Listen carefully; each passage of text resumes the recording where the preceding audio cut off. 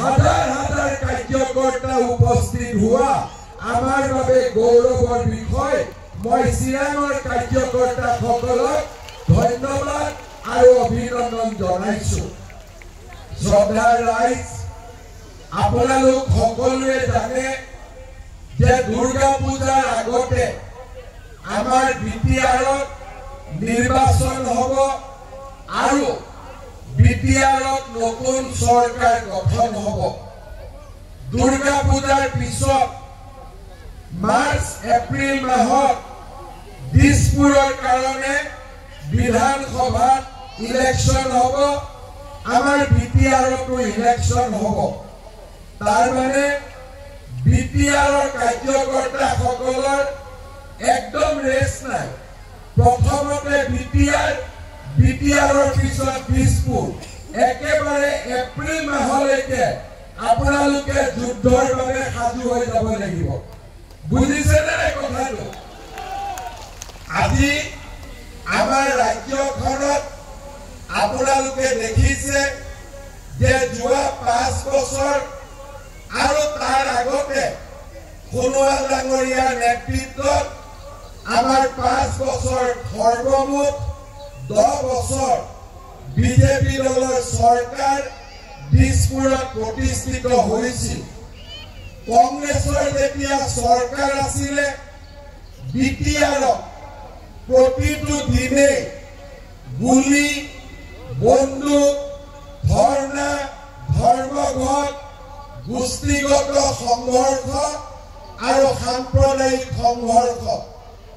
যোৱা 10টা বছৰ বিটিআৰৰ ৰাইজে, বিশেষকৈ বড়ো চুক্তিৰ পিছত বিটিআৰৰ ৰাইজে আজি শান্তিত বাস কৰিব পাৰিছে।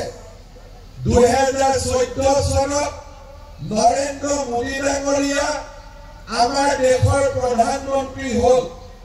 প্ৰধানমন্ত্ৰী হোৱাৰ পিছৰে পৰা তেখেতে বিটিআৰত শান্তি প্ৰতিষ্ঠাৰ বাবে কাম কৰিছিলে।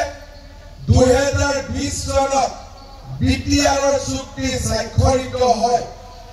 2021 চনৰ 10 মে তাৰিখে মই অসমৰ মুখ্যমন্ত্ৰী হওঁ আৰু প্ৰথমবাৰ যেতিয়া মই প্ৰধানমন্ত্ৰী ডাঙৰীয়াক লগ কৰিছিলোঁ, প্ৰধানমন্ত্ৰী ডাঙৰীয়াই মোক কৈছিলে যে তুমি চাবা বিটিআৰত যাতে কেতিয়াও আৰু অশান্তিৰ পৰিৱেশ সৃষ্টি নহয়, সকলো শ্ৰেণীৰ জনসাধাৰণে যাতে শান্তি আৰু সুৰক্ষা বিচাৰি পায়।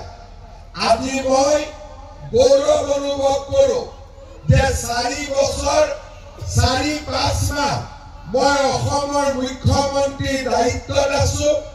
আজিলৈকে মোৰ কাৰ্যকালত বিটিআৰত এটাও বোমা বিস্ফোৰণ হোৱা নাই, এটাও গুলিকাণ্ড হোৱা নাই, সাম্প্ৰদায়িক সংঘৰ্ষ হোৱা নাই, গোষ্ঠীগত সংঘৰ্ষ হোৱা নাই। কংগ্ৰেছ দলৰ দিনত আপোনালোকৰ মনত আছে কোকৰাঝাৰ আৰু ওদালগুৰিত কি ধৰণৰ সাম্প্ৰদায়িক সংঘৰ্ষ হৈছিলে। কংগ্ৰেছৰ দিনত আপোনালোকৰ মনত আছে যে কি ধৰণে বিটিআৰত গোষ্ঠীগত সংঘৰ্ষ হৈছিলে।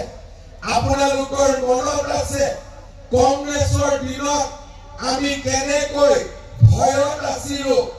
আমি কোনো এখন ফাংচন, মিটিং, সভা সমিতিলৈকে মনৰ আনন্দত আমি উপভোগ কৰিব পৰা নাছিলোঁ। পলিটিকেল মিটিংটো বাদ দিয়ক, এনেকুৱা মিটিং কংগ্ৰেছৰ দিনত সম্ভৱে নাছিলে।